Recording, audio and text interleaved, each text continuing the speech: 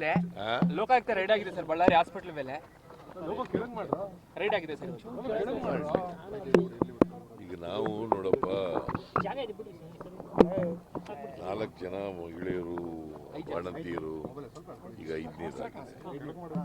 4 ಜನ ಸತ್ತಾಗ ನಾವು ಒಂದು ಮೀಟಿಂಗ್ ಮಾಡಿದ್ದೆ, ಕ್ಯಾಬಿನೆಟ್ನಲ್ಲಿ ಚರ್ಚೆ ಮಾಡಿದ್ದೀವಿ. ಇವತ್ತು ಮಿನಿಸ್ಟರ್ ಹೋಗ್ತಾ ಇದ್ದಾರೆ ಅಲ್ಲಿಗೆ, ಮತ್ತು ಹೆಲ್ತ್ ಡಿಪಾರ್ಟ್ಮೆಂಟ್ನ ಅಧಿಕಾರಿಗಳು ಕೂಡ ಹೋಗ್ತಾ ಇದ್ದಾರೆ. ಅದು ಯಾಕೆ ಆಗ್ತಾ ಇದೆ ಅಂತಕ್ಕಂಥದ್ದು ನಾವು ಒಂದು ಔಷಧಿ ಅದು ಸರಿ ಇಲ್ಲ, ಅದರಿಂದ ಆಗಿದೆ ಅಂತಕ್ಕಂಥದ್ದು ಮಾಡಿ